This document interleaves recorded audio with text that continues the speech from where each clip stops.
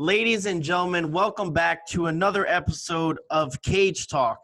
Today, my guest, we have NMAA High School Wrestling State Champ, seven-time Grapplers Quest champion, Grapplers Quest Hall of Famer. We have New Mexico Boxing Fighter of the Year 2005, 2006, and in 2010, King of the Cage Welterweight Champion, the Ultimate Fighter Season 1 Middleweight Tournament winner. We have the legend himself, Diego the Nightmare Sanchez. What's happening? Thank you for that amazing intro, man. You got Bruce Buffer beat, dude. You might have a new job, dude. No, I don't think so.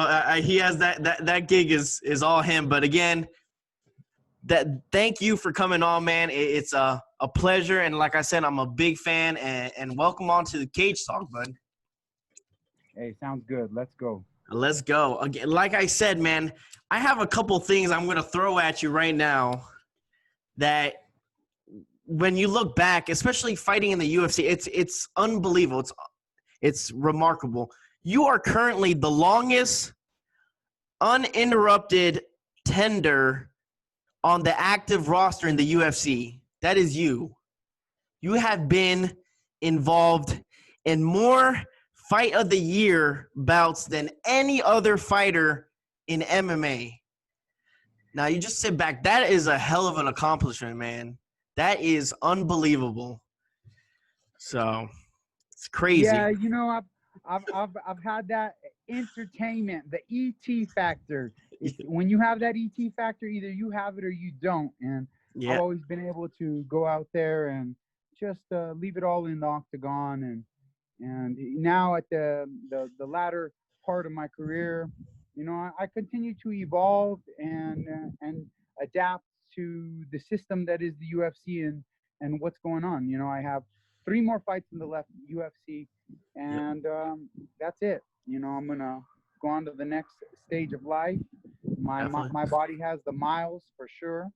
So, you know, but I feel good, and I recently just got some stem cells put in my knee, put in my hip. Like, you don't know until you have a torn labrum for like 5 years. And it starts to get bad. Okay. You don't know what it's like. The injuries that we deal with as lifelong fighters, you know, they're real. And if you don't take care of yourself when you're done with your career, you know, and you put all this hard work in to get into another space of retirement, your body's gonna be beat up, and you ain't gonna have the vehicle to do what you want to do. Exactly, man. And like I was telling you, like you were saying, like I was saying before, you have been the longest uninterrupted on the active roster in the UFC, and that's really hard because, again, like you said, this sport is brutal to your body. It's hard for fighters to even have 3 fights a year, let alone a whole career, and stay in the UFC. And you, my friend, have completed that. You have done everything. You have never been booted off. I mean, I've talked to fighters that have been booted off UFC, gone to King of the Cage, come back to UFC. Even GSP left UFC. The UFC booted him out. He came back eventually. But you have stayed here through thick and thin, when the company was bad, when the company got better. And now, I mean, this sport owes you so much because you left you by yourself, left your blood, sweat, and tears, man, in the octagon. Well, I really appreciate you recognizing, you know, what I've given to this sport. No problem. And that is my legacy. You know, the legacy that I'm living is going to be this guy that got in the UFC young, did the whole UFC career, took the hits, really took the fucking hits. Definitely. Got back up, lived his life, the highest of highs, the lowest of lows, but finished the mission, completed the mission, finished the job. And, you know, all my career, I always thought the job was getting the UFC belt, but that's not the job.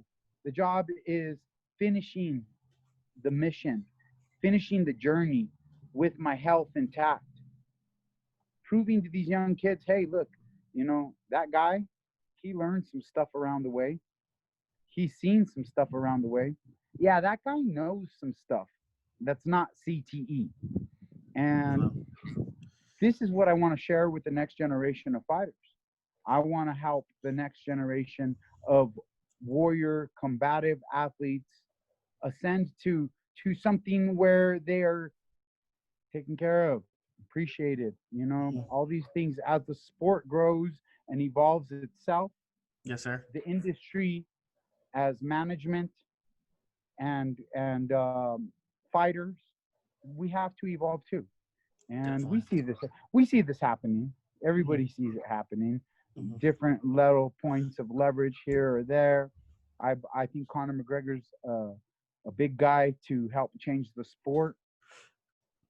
Definitely. And so, speaking of Conor McGregor, that guy has absolutely already changed the sport. And what he can do in the future, you know, is limitless.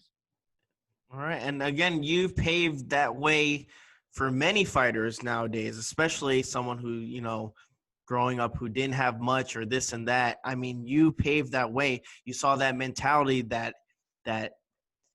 your mentality, your focus, your determination can get you further than anything. And it's, again, like you said, it's not about winning the UFC belt, because I think I list everything that you accomplished, and that's even better than winning a belt, and especially your legacy of, hey, this is Diego Sanchez, who laid it all on the line every fight that he had. There's never been a boring Diego Sanchez fight. I mean, shit, you had almost fight of the you had more fight of the year bouts than anyone. Like, that tells you something, You laid it out on the line, and you can tell, especially all your fights. I mean, let's talk about it, man. Mark Campman, Gilbert Melendez, Carl Parisian, Pablo Tiago, Jake Ellenberger, Joe Stevenson. All these fights, if no one's ever seen them, never seen someone, a scrappy fighter, then they need to watch it, because those fights are epic. That is what you call an epic fight. Those fights, man. Well, I think just in general, I feel like for the most part of my career, I've been fighting bigger guys, man. I feel like, even at 55, but 70 is where the the home of my career has been.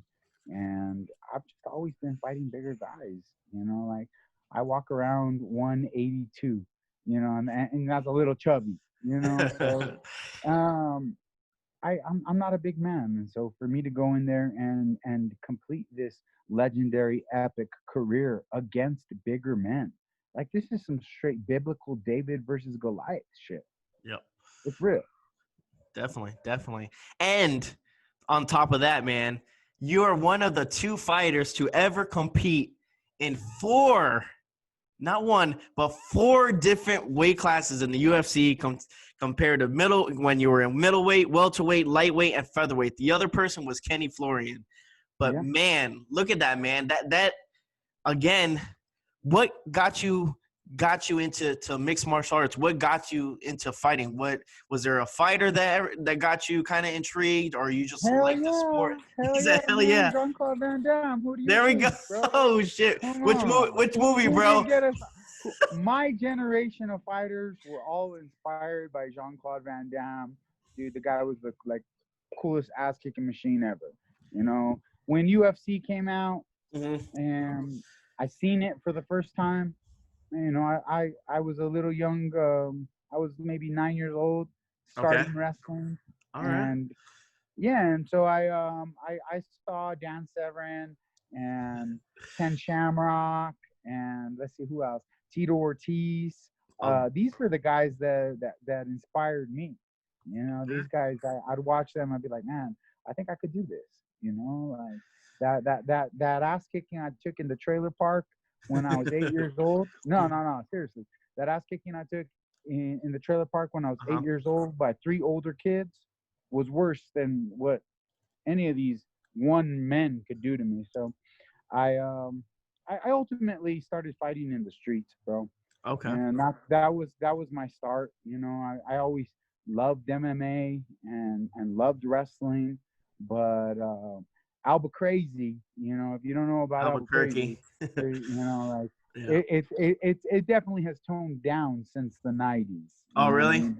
But the '90s, yeah, it just changed. It just Hmm. evolved. Like it's still a fight place, but back in the '90s, shit, anybody you want, you draw a line in the dirt Hmm. and you cross that line, come on, That's let's it. go, Papa.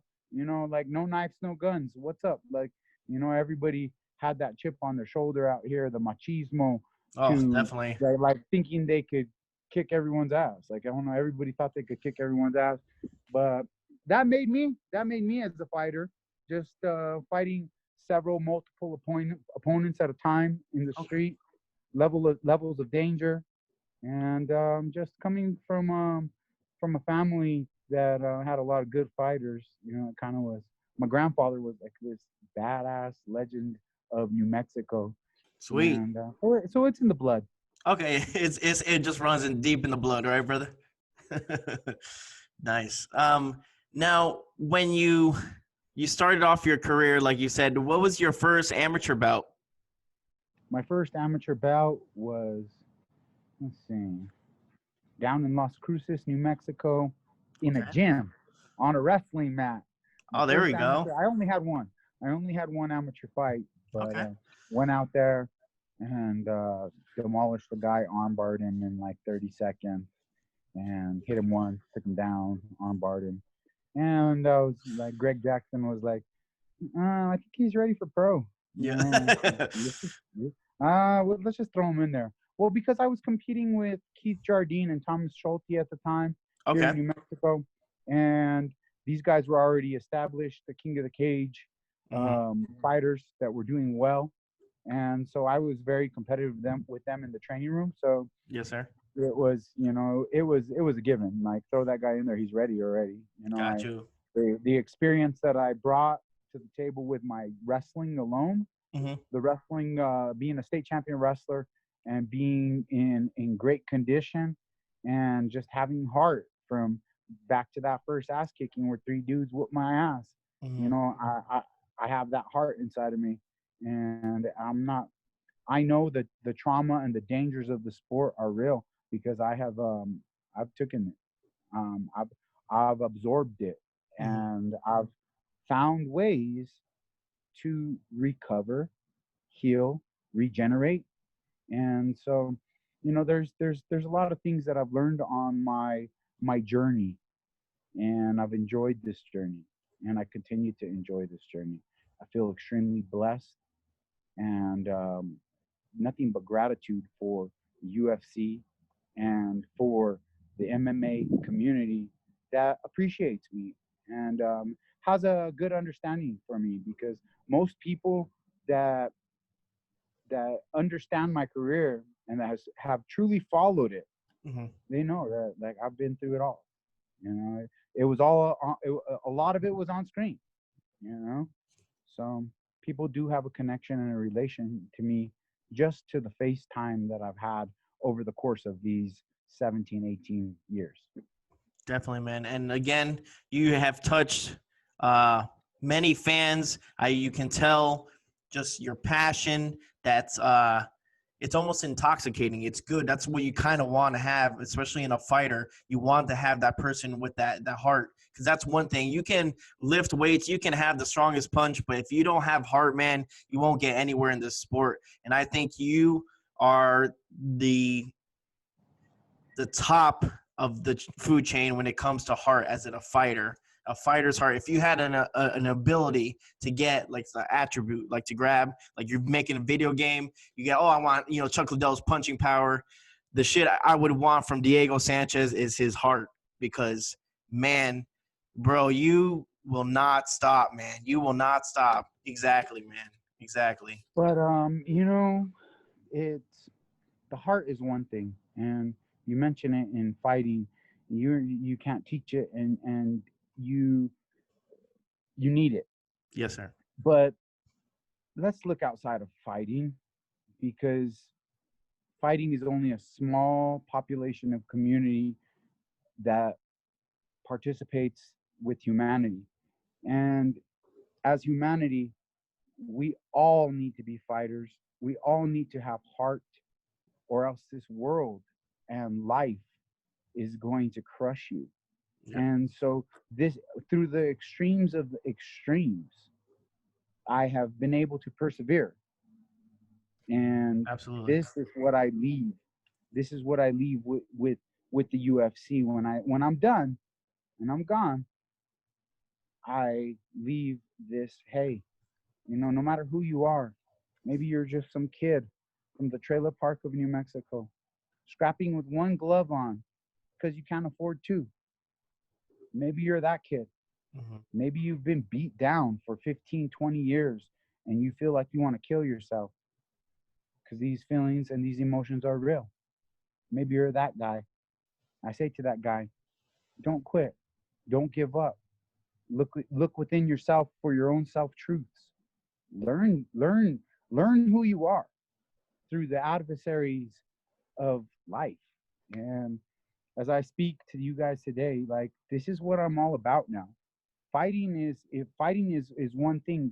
I'm almost to the end of fighting. What is after fighting? Well, after putting a lot of destruction on the sport with beating people up, I want to help these guys. I want to help everyone, though. I want to help Yep. everybody that I can with the wisdom, the universal wisdom that I've attained over this course of time. And so this is what I'm doing with School of Self Awareness. Awesome. There's a ton of people out there that message me like, "Oh, get rid of your coach, get rid of that guru guy. He's a terrible guy, robbing you of all your money, ruining the end of your career." But these people have no insight to the truth of the reality of what has even really happened with my relationship with Joshua Fabio, and the blessings of time and energy he's given me way outside of just MMA Hmm. wisdom, knowledge, and information. I've gone into the spiritual realm, my friend, and I've attained wisdom that can only be attained through experience, and that's the difference between knowledge and wisdom. You have to go through it to get to it with wisdom, and I've gone through it to get to it. I'm in a very good place. I'm gonna finish these last 3 fights strong, Definitely. and the goal at the end of the day is still to close the career. To capture the timing, capture the window that is me and Conor McGregor for a retirement fight. Both dudes finishing, just legends, man. Man, one legend did this, man. One legend did that. You know what? Let's close the book. And so, yes, I have to go out there in these next 2, 3 performances, and I have to kill it, man. I have to go out there. I have to have great performances. Definitely. And right now, I am resting, healing up from the vigorous stem cell procedure that I had, because it was not just your regular stem cell procedure. I had probably 3 times the amount of stem cells that a normal human being would get put Okay. into me, intravenously, and spot injections into these terrible injuries that have been plaguing me for the last 10 years. If you go all the way back to The Ultimate Fighter and you Hmm. watch The Ultimate Fighter, you will see me going as a 21-year-old kid to the hospital, and they tell me that I have a torn labrum in my hip. I did the whole career with a torn labrum, Wow. and I barely just now, it got really bad through pandemic. Like, it was a challenging camp for me, man. I had to work through a lot of pain. I couldn't do road work. I couldn't just go run. And like, a lot of people talk shit about how they body shamed me after my fight with the last fight with Jake Matthews, Yep. when I obviously was in shape. I didn't sit down in between the rounds. Hmm. You know what I mean? Like, I did I not put pressure on this guy the whole fight? Did You I not did. come forward? Did I not look, to fight? If anyone was fighting hesitant, it was him. I feel that, he felt the danger that I possessed, and he was looking to outpoint me, and he opened up some old scar tissue, but I was fine. I was happy to sacrifice that blood for the entertainment of my fans. There we go. I gave them some of that Sanchez sangre. There we go. That Sanchez sangre. I gotta give ESPN a little, just like I gave the UFC pints and pints and pints of that shit. And I'm still here, and I ain't going nowhere. I talked to Dana White after my fight, face to face. Face to face. I have that conversation. There's not one word of retirement.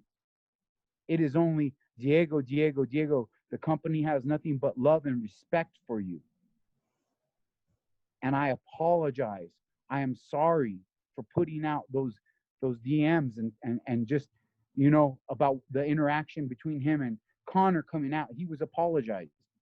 So as far as retirement talk, if we're going to have that talk, the talk that Dana White always talks about in the post-press conference, we would have had that talk then there in Abu Dhabi.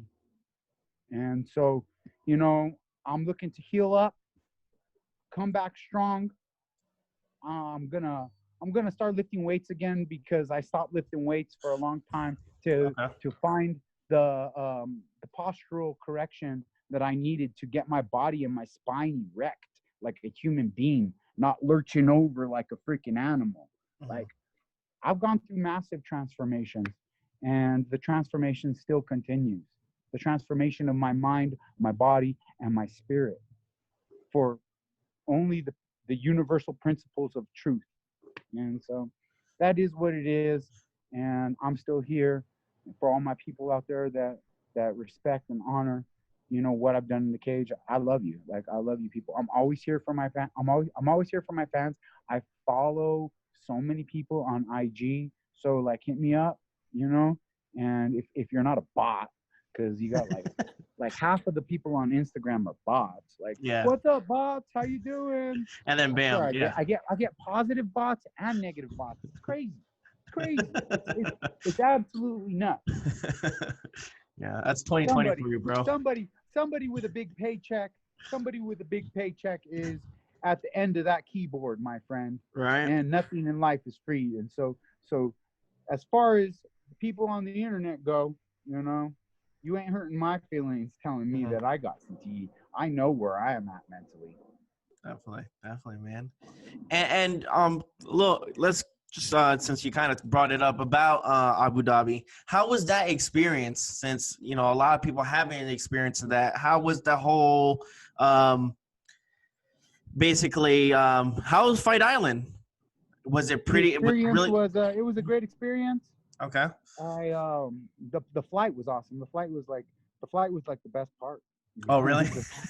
just flying first class, like nice. It was like on another level, like some chic first class. Like, that's how the chic flies. Shit. You know, you get in your seat. They have little nice pajamas that you get to keep. I mean, like, some nice pajamas. These are probably my nicest pajamas that I got right now. I got them on the flight, man. I got one pair on the way there, one pair on the way back. And, nice. So the flight was the best part. I got to see the ocean and the sea, not the ocean, but I got to see the sea, and I had a great experience. But for the most part, Abu Dhabi is just on lockdown. So just locked on. They're just locked. It's very, very, very locked down. Were you limited on where you could go and stuff? Oh yeah. It was, the only thing you could do was take a golf cart to the beach or rent a bike. But listen to this.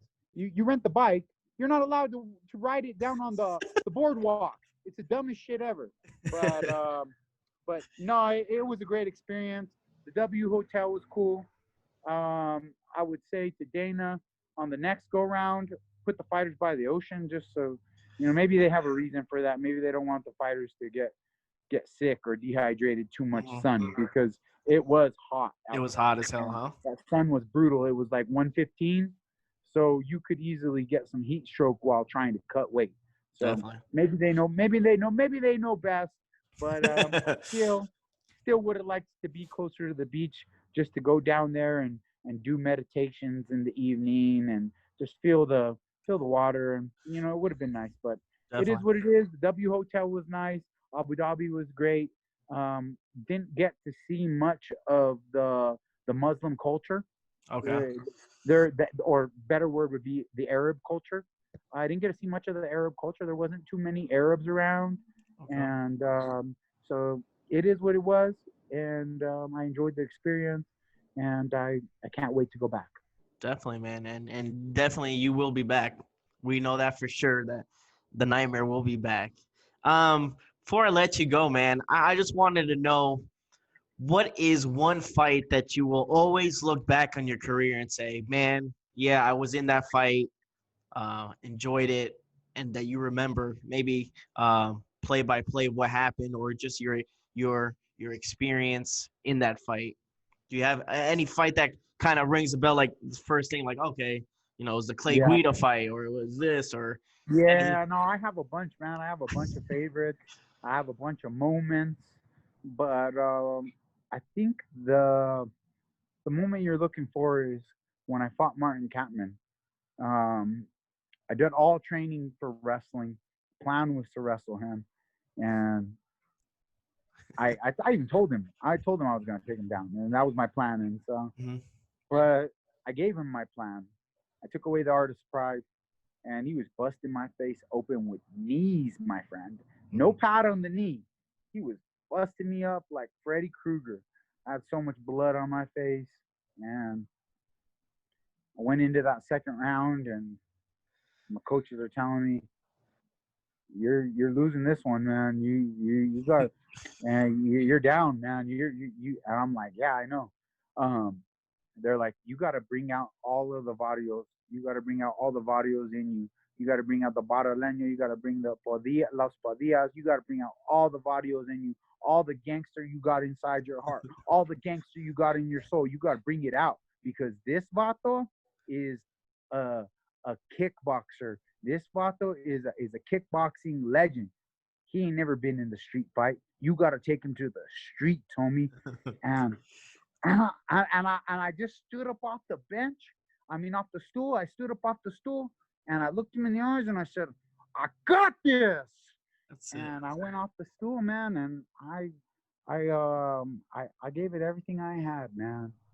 And I painted the canvas red with my blood and pressed forward and was able to injure my opponent, was able to win over the judges, and was awarded a $300,000 bonus from Lorenzo Fertitta.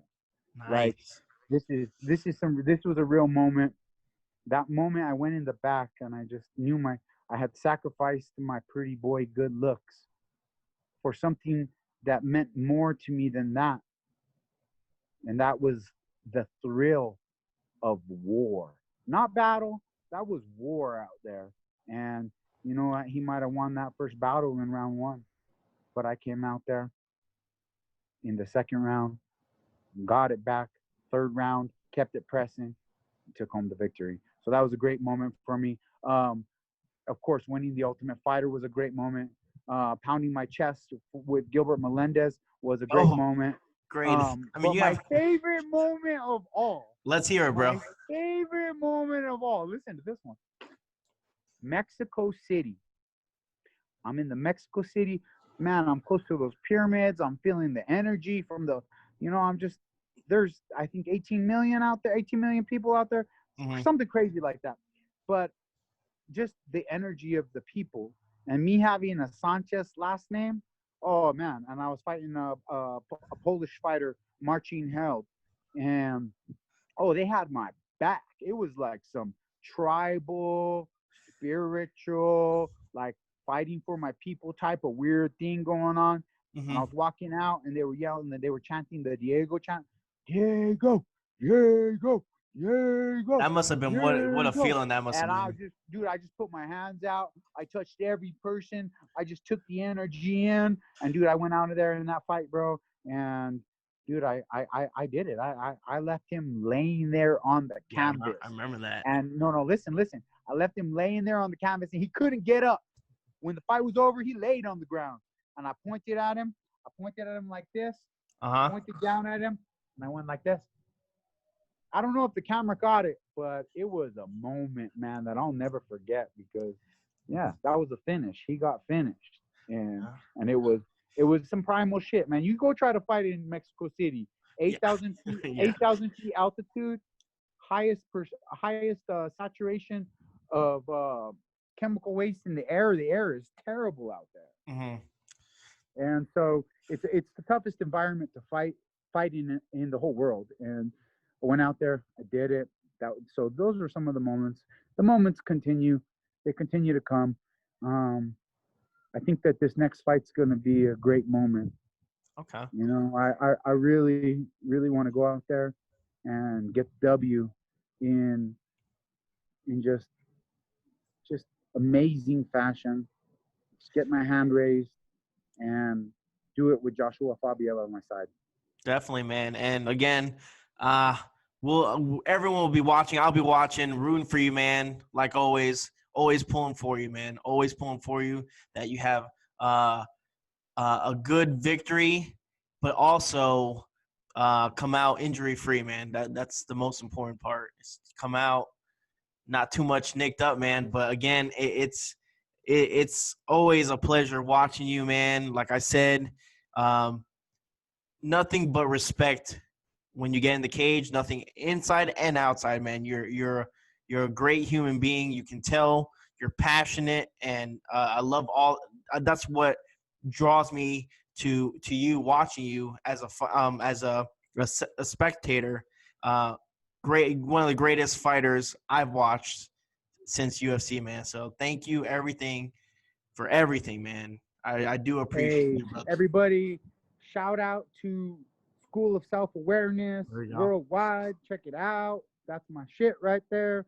And we got the There it is. Nightmare Rum coming out. Nice. So we got a lot of things in the works. Um, hey, the journey is the journey, and I just continue to embrace it with love and light guiding me. And to all my people out there, I'm here for you. You know, my job is to guide, heal, bless, and protect.